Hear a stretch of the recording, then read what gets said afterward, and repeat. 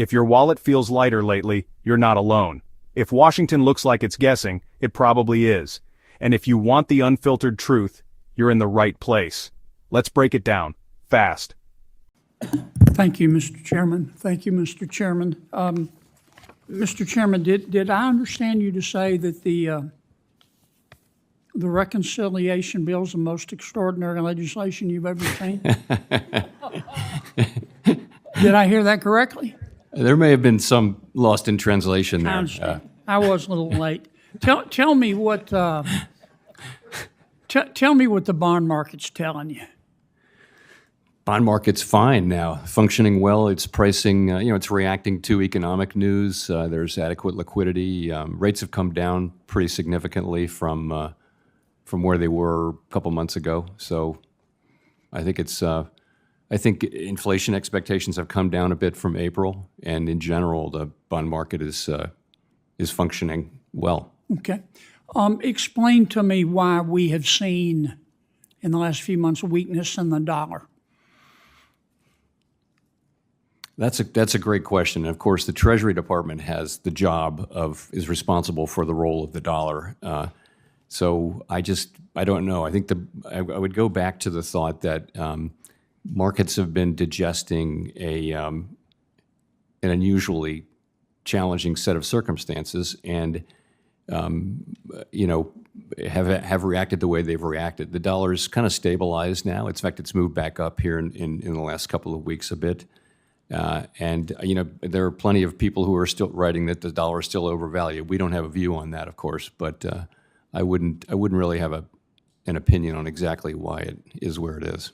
Well, Kennedy asked the question on everyone's mind. Does the Fed really know what it's doing with inflation? Powell, he admitted there's no playbook, they're flying blind. Not exactly reassuring, right? On the bond market, Powell claimed things are stable.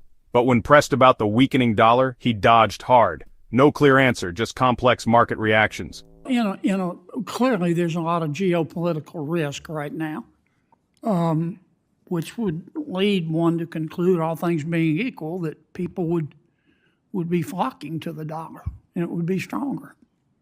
Well, you have seen some of that here in the last few days, but again, I don't really have an official view I'd like to share on that. I think there are possible explanations, multiple possible explanations.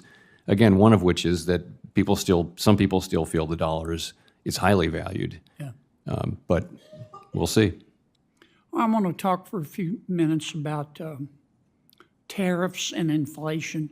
What does history tell us about tariffs and its impact on inflation or deflation?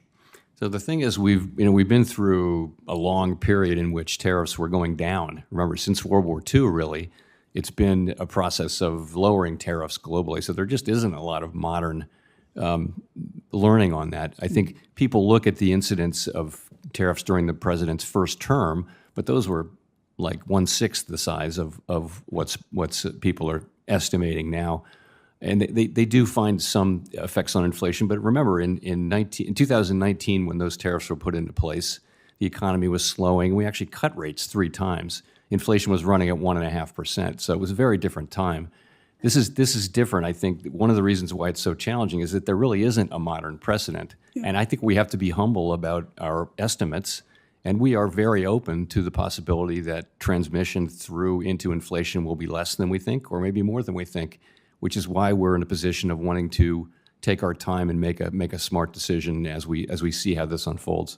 Well, obviously the size of the tariffs makes a difference, does it not? It does. And we don't know yet the size of the tariffs. We don't. And we don't have a view on any of the merits at all. That's not our job. Our job is inflation, as you know, and maximum employment. Will it also matter, let's assume that there is upward price pressure, would it matter how much businesses decide to pass on versus just eat? Does that make sense? Yes, that matters. That is what matters. The question is, who's going to pay for the tariffs? Originally, it's the importer, but it gets passed along through the distribution chain to some extent to the consumer. The ultimate question of it is how much of it does show up in inflation. And honestly, it's very hard to predict that in advance. So we're watching to see, what shows up in measured inflation. If the president's trade negotiators pursue reciprocity, which I define as both sides reducing, in a quid pro quo, reducing tariffs and trade barriers as much as possible. Ideally, in a perfect world, we would end up with two sides with zero tariffs and zero trade barriers. Would that be inflationary? No, not at all. That would cause the economy to roar, wouldn't it? I think it would be. Yeah. an Okay, outcome. thank you, Mr. Chairman. I appreciate your endorsement, Mr. Chairman, of the reconciliation bill. Translation? Even the Fed's guessing.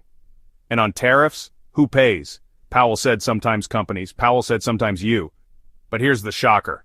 The Fed doesn't even count tariffs in its inflation math. Kennedy asked, what if we dropped all tariffs? Powell's eyes lit up. The economy would roar. Zero tariffs would fuel growth, cut costs, and supercharge trade.